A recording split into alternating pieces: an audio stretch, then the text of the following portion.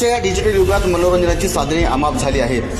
मोबाईलने तर तांत्रिक बाबतीत सर्वच गोष्टी या थेट मानवाच्या हातात देऊन आधुनिक क्रांती केली आहे. एका क्लिकवर सगळंच उपलब्ध होत आहे.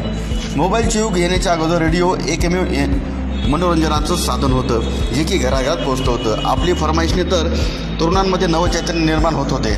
एकमेकांना आपल्या मनातील भावना दाखवून देण्यासाठी, पटवून देण्यासाठी ही संगीत रजनी प्रचंड लोकप्रिय होती.